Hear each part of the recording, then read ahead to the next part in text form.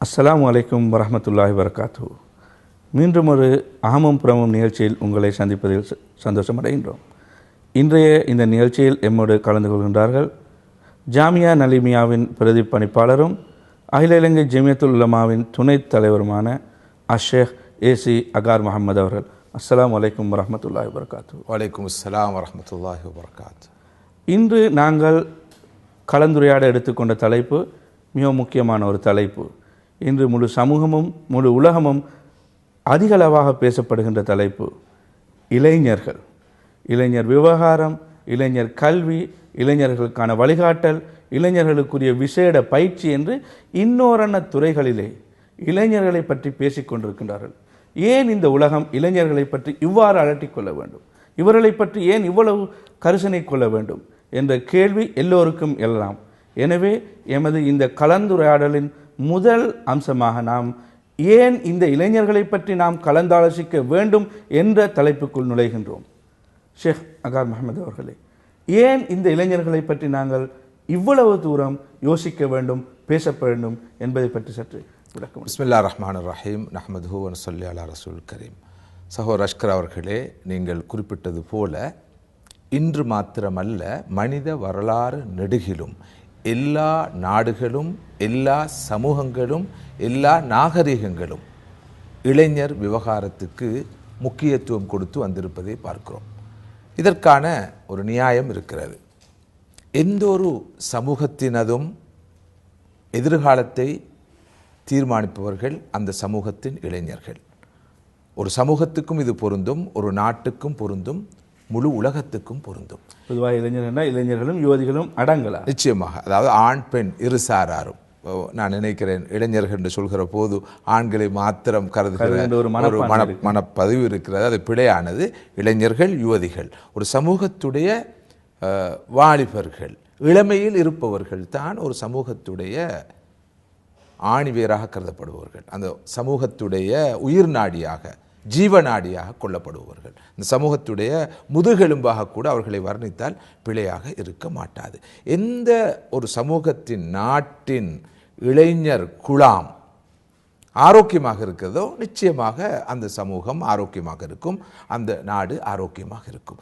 எந்த சமூகத்தின் இளைஞர்கள், யுவதிகள் ஆரோக்கியமற்றவர்களாக இருக்கிறார்களோ, ஆன்மீக ரீதியாக, உள ரீதியாக, பண்பாட்டு ரீதியாக, இவ்வாறு இன்னொரு வகையில் ஆரோக்கியம் குன்றியவர்களாக, குறைந்தவர்களாக இருக்கிறார்களோ, நிச்சயமாக அந்த சமூகம், அந்த நாடு நாம் எதிர்பார்க்கிற ஒரு ஆரோக்கியமான நிலையில் இருக்காது என்ற வகையில் தான் உலகில் முதலாம் உலக நாடுகளாக இருக்கலாம், இரண்டாம் உலக நாடுகளாக இருக்கலாம், மூன்றாம் உலக நாடுகளாக இருக்கலாம், செல்வந்த நாடுகளாக இருக்கலாம், வறிய நாடுகளாக இருக்கலாம், எல்லா நாடுகளும் சமூகங்களும் தத்தமது இளைஞர் சமூகத்தை சரியாக வழிநடாத்துவதில், அவர்களை வளப்படுத்துவதில், அவர்களை வழிப்படுத்துவதில், நெறிப்படுத்துவதில் கூடிய கரிசனை காட்டி வருவதை நாம் பார்க்கிறோம். எனவே இளைஞர் சமூகத்தை எல்லோரும் இலக்காக கொள்கிறார்கள் என்பது ஒன்றும் ஒரு வித்தியாசமாக பார்க்கப்பட வேண்டிய விஷயம் அல்ல.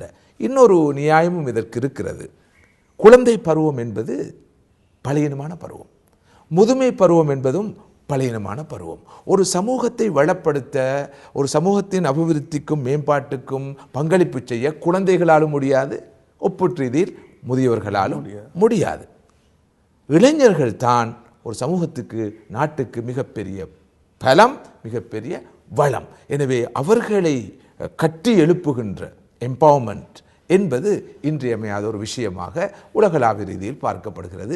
நாமும் அவ்வாறு தான் பார்க்க கடமைப்பட்டிருக்கிறோம்.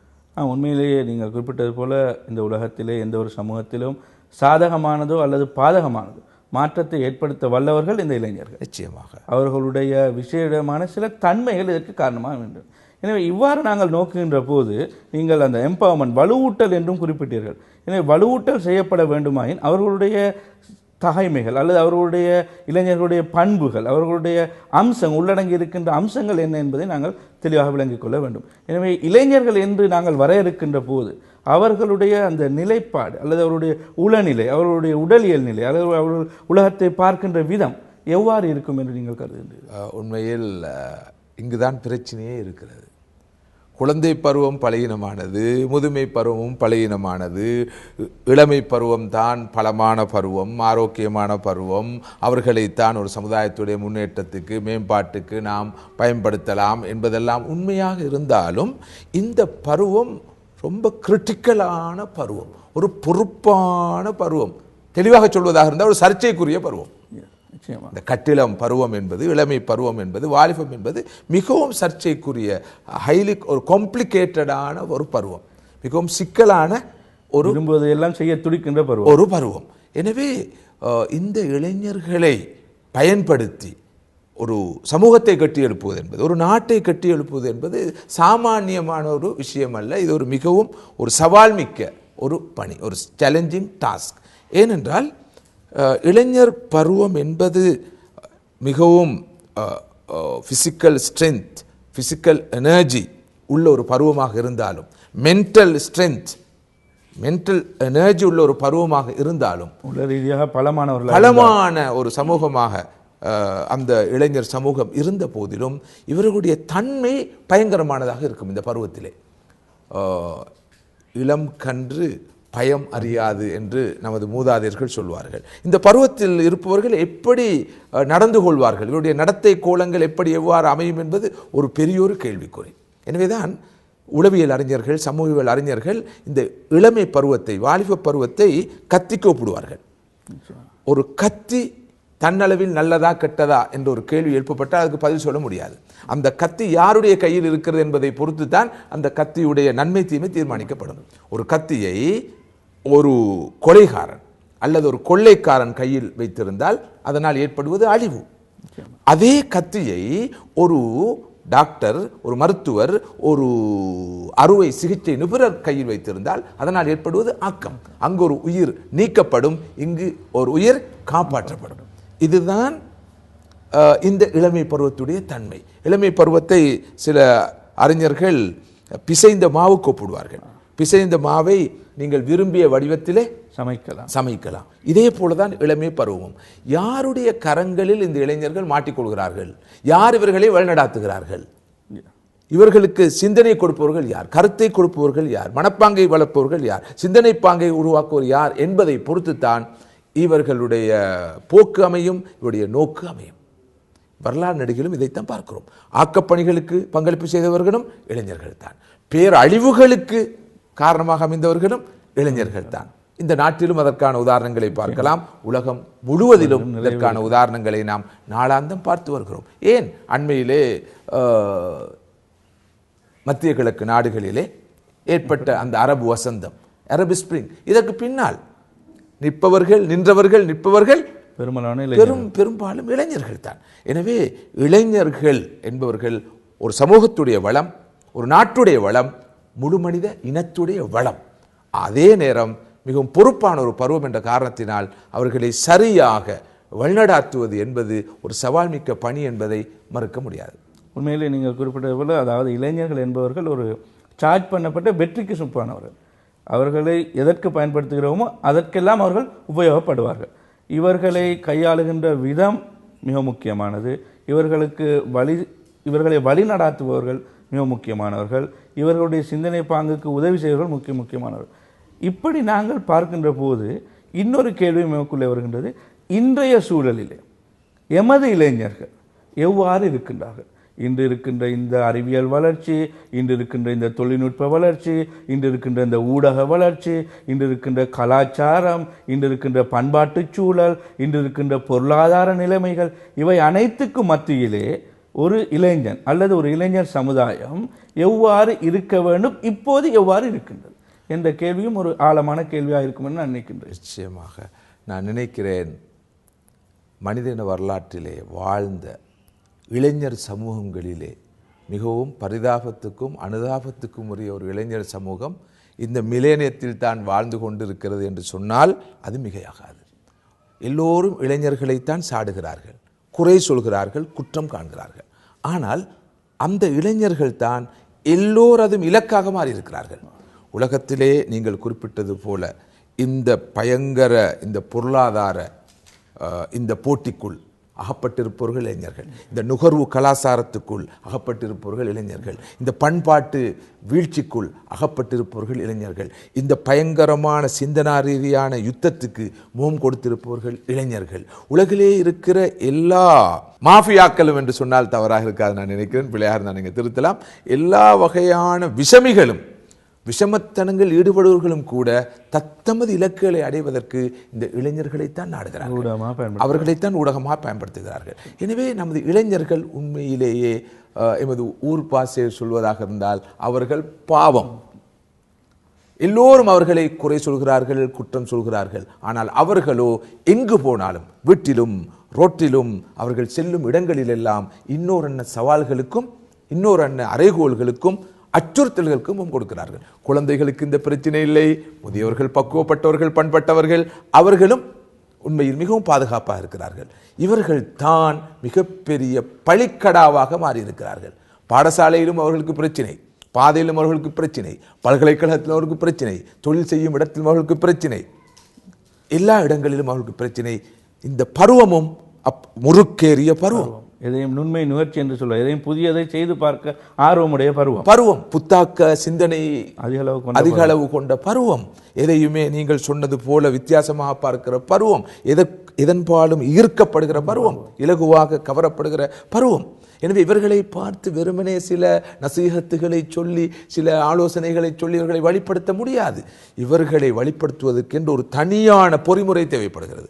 சமூகத்தின் இளைஞர் விவகாரம் என்பது குறிப்பிட்ட ஒரு சாராருடைய கவன ஈர்ப்பை மாத்திரம் பெரும் நிலையில் மிகச்சரியாக அது கையாளப்படும் என்று எதிர்பார்க்க முடியாது.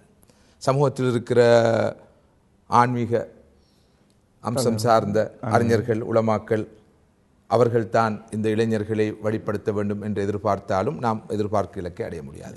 அல்லது சமூகத்தில் இருக்கின்ற ஆசிரியர்கள், அதிபர்கள், கல்வியலாளர்கள், இவர்கள்தான் இந்த இளைஞர்களை வழிப்படுத்த வேண்டும் என்று எதிர்பார்த்தாலும் நாம் எதிர்பார்க்க இலக்கை அடைய முடியாது. அல்லது சமூகத்தில் இருக்கிற புத்திஜீவிகள், இவர்கள் தான் இந்த இளைஞர்களை வழிப்படுத்த வேண்டும் என்று எதிர்பார்த்தால் அங்கும் நாம் எதிர்பார்க்கிற விளைவை காண முடியாது. சமூகத்தில் இருக்கின்ற ஆட்சிப்படுத்தல் இருப்பவர்கள், அரசியல் தலைமைகள், சட்டமியற்றும் அந்த அதிகாரத்தில் இருப்பவர்கள் உட்பட புத்திஜீவிகள், துறைசார் நிபுணர்கள், அறிஞர்கள் உட்பட சமூக தலைமைகள் அனைவரும் இந்த இளைஞர் விவகாரத்தை ஒரு பொறுப்பான விவகாரமாக கருதி இதற்கென்று ஒரு பொறிமுறையை விசேஷமாக வகுக்க வேண்டிய தேவை அவசியம் இருக்குது. எல்லா நாடுகளிலும் இளைஞர் விவகாரத்துக்காக நீங்கள் ஆரம்பத்தில் குறிப்பிட்டது போல அமைச்சுகள் இருக்கின்றன, அதற்கான தனியான பிரிவுகள் இருக்கின்றன, சங்கங்கள், அமைப்புகள், நிறுவனங்கள் இருக்கின்றன, ஸ்தாபனங்கள், கலாபீடங்கள் கூட இயங்குகின்றன. ஆனாலும் நாம் எதிர்பார்க்கிற இலக்கை நோக்கி அடுத்த தலைமுறையை, இந்த இளைஞர்கள், யுவதிகளை வழிநடாத்துவதில் வெற்றி கண்டிருக்கிறோமா என்பது மிகப்பெரிய ஒரு கேள்விக்குறியாகத்தான் இருக்கிறது. நாளுக்கு நாள் நிலைமை மோசமடைவதைத்தான் நாங்கள் அவதானிக்கிறோம். மிகவும் கவலையோடு அதனை பார்க்கிறோம். மிக எளிமையான ஒரு உதாரணத்தை களத்திலிருந்து நான் சொல்ல விரும்புகிறேன். இந்த ரமதான் காலம், இந்த ரமதான் காலத்திலே முஸ்லிம் சமூகத்துக்குள்ளே ஒரு ஆன்மீக சூழல் பரவலாக இருக்கும், எங்கும் இருக்கும். எல்லோரும் இந்த ஆன்மீக சூழலுக்குள்ளே மிக ஆரோக்கியமாக இருப்பார்கள். இதுதான் ரமதானுடைய இயல்பான தன்மை. ஆனால் நீங்கள் ஆழமாக இந்த களத்தை பார்த்தால், பள்ளிவாசலுக்கு சென்றாலும், ஆன்மீக ரீதியான அமர்வுகளுக்கு சென்றாலும், அங்கு எல்லாம் பெரும்பாலும் 20-25 வயதை தாண்டியவர்களைத்தான் நீங்கள் காண்பீர்கள். பெரும்பாலும் இந்த 15 வயதுக்கும் 20 வயதுக்கும் இடைப்பட்டவர்கள் மிஸ்ஸிங், கட்டளமை பருவத்தை உடையவர்கள் மிஸ்ஸிங். எல்லா இடங்களிலுமே அவர்கள் இல்லாத ஒரு நிலையை பார்க்கலாம். வீட்டிலும் இல்லை, பள்ளியிலும் இல்லை, வீட்டிலும் இல்லை, நல்ல பணிகளிலும் இல்லை. அவர்கள் எங்காவது சந்திகளில் நிற்பார்கள், சந்து பொந்துகளில் நிற்பார்கள், அரட்டை அடித்துக் கொண்டிருப்பார்கள், வீணான பொழுதுபோக்குகள் காலத்தை கழித்து கொண்டிருப்பார்கள். பல போது அவருடைய ஆன்மீகத்தை பாதிக்கிற, ஒழுக்கத்தை பாதிக்கிற, பண்பாட்டை பாதிக்கிற வேலைகளில் அவர்கள் ஈடுபட்டிருக்கிற ஒரு கவலையான நிலைமையைத்தான் மொத்தமாகவே சமூகத்திலே நாம் கண்டு வரும். இதில் சமூகத்தில் இருக்கின்ற ஒரு பார்வையும் பிழையானதை நான் குறிப்பிட விரும்புகிறேன். அதாவது இளைஞர்கள் என்று அவர்கள் பார்க்கின்ற போது 20 வயதுக்கு மேற்பட்டவர்களை, உழைக்கின்றவர்களை, குடும்பத்தை பொறுப்போடு பார்க்க வேண்டியவர்களை மாத்திரம்தான் இளைஞர்கள் என்று கருதுகிறார்கள். இவர்களை இன்னும் சிறியவர்களாக, அல்லது இவர்கள் ஏதோ எந்த பிழையை செய்தாலும் அது திருந்தி விடுவார்கள் என்பதும் இன்னொரு பக்கம் நாங்கள் அவதானிக்கின்ற விடயம்தான். பெற்றோருடைய பொறுப்பும் இருக்கின்றது. இந்த கட்டளமை பருவத்தை உடையவர்களை நாங்கள் சொல்வது போல பாவமான ஏற்க முடியாத விடயங்கள் இருப்பது போலவே பெற்றோரும் இப்போது உனக்கு என்ன இந்த அமல்களிலே இஸ்லாமிய விடயங்களில் அதிகமான ஆர்வம் காட்ட வேண்டும், நீ இப்போது உனது தேவை படிப்பது, உனது வயது வரும்போது அதை செய்து கொள்ளலாம் என்ற நிலை கூட நம்மத்தில் காணப்படுகின்றது. இதனோடு சேர்த்து இங்கு நான் முக்கியமான ஒரு அம்சத்தை சமூகத்தின் கவனத்தை கொண்டு வர வேண்டும் என்று நினைக்கிறேன். நீங்கள் பெற்றோரை பற்றி குறிப்பிட்டீர்கள். குழந்தை வளர்ப்பு என்பது, பேரண்டிங் என்பது ஒரு பொறுப்பான பணி. இந்த காலத்தை பொறுத்தவரை குறிப்பாக குழந்தைகளை வளர்த்து எடுப்பது என்பது ஒரு கலை, அது சவாலும் கூட. அது ஒரு சவாலும் கூட. எனவே ஒரு குழந்தையின் ஒவ்வொரு பருவத்தை பற்றிய அறிவும் பெற்றோருக்கு தேவை வேண்டும். நிச்சயமா அவர்களுடைய 5 வயதுக்குட்பட்ட பருவம் எப்படிப்பட்டது, அதற்கு முந்தின பருவம் எப்படிப்பட்டது, 10 வயதுக்குட்பட்ட பருவம் எப்படிப்பட்டது, 13 வயதுக்குட்பட்ட பருவம் எப்படிப்பட்டது, 17 வயதுக்குட்பட்ட பருவம் எப்படிப்பட்டது, 20 வயதுக்குட்பட்ட பருவம் எப்படிப்பட்டது என்ற இந்த அம்சங்களை பற்றி ஆன்மீக ரீதியாக, உடல் ரீதியாக எல்லாம் விலகி வைக்க வேண்டிய அவசியம் இருக்கு. நீங்கள் சொன்னது போல சில போது இளைஞர்களை நாங்கள் சிறுவர்கள் என்று பார்க்கிறோம். 15 வயது 16 வயது சிறார்கள் உண்மையில் இளைஞர்கள். அவர்களுடைய உடல் ரீதியான தேவைகள், அவர்களுடைய உணர்வு ரீதியான தேவைகள் எல்லாம் வித்தியாசம், அவருடைய பார்வை வித்தியாசம், அவருடைய நோக்கு வித்தியாசம். இவற்றை பலபோது பெற்றோர் கண்டுகொள்வதில்லை, சமூகத்தில் உள்ளவர்களும் கண்டுகொள்வதில்லை. இவர்களை சாதாரண குழந்தைகளாக அவர்கள் தொடர்ந்தும் பார்க்கிறார்கள். அவர்களும் குழந்தைகள் போல் நடித்துக்கொண்டு அவருடைய காரியங்களை செய்து கொண்டு போகிறார்கள். அதனால் மிகப்பெரிய ஆபத்து சமூகத்துக்குள்ளே ஏற்பட்டிருக்கு. எனவே நான் நினைக்கிறேன், இந்த இளைஞர்களை வழிப்படுத்துதல் என்ற அம்சத்தை பற்றி பேசுகிற போது பெற்றோரை அறிவூட்ட வேண்டிய மிகப்பெரிய தேவை இருக்கிறது. ஆசிரியர்களை அறிவூட்ட வேண்டிய மிகப்பெரிய தேவை இருக்கிறது. இளைஞர்களை வழிநடாத்துகின்ற, சிறார்களை வழிநடாத்துகின்ற அமைப்புகளை அறிவூட்ட வேண்டிய மிகப்பெரிய தேவை இருக்கிறது. இவர்களுடைய மைண்டை எவ்வாறு ரீட் பண்ணுவது, இவர்களுடைய இந்த பருவத்தை சரியாக எப்படி மதிப்பீடு செய்வது, உணர்வுகளை எப்படி நாம் சரியாக கண்டறிவது, இந்த பகுதி, இந்த உள ரீதியான பகுதியும் கூடுதலான முக்கியத்துவம் பெறுகிறது நான் நினைக்கிறேன். உண்மையில் அதே தான். உள ரீதியாகவும் உடலியல் ரீதியாகவும் இவருடைய பால் முதிர்ச்சி அடைகின்ற போது இவருடைய உடலியல் தேவைகளை மாற்ற முடிகின்றன. அப்போதுதான் உளவியல் ரீதியாக ஆன்மீக விடயங்கள் உட்புகுத்தப்பட வேண்டிய தேவையும் இருக்கின்றது. இவற்றை சரிவர கவனிக்காத போது பிரச்சனைகள் எழுகின்றன. எனவே தான் இன்று இருக்கின்ற பண்பாட்டு சூழலை நாங்கள் நோக்கினார் இளைஞர்கள் எவ்வாறான பெரிய சவால்களை எதிர்நோக்கின்றார்கள்.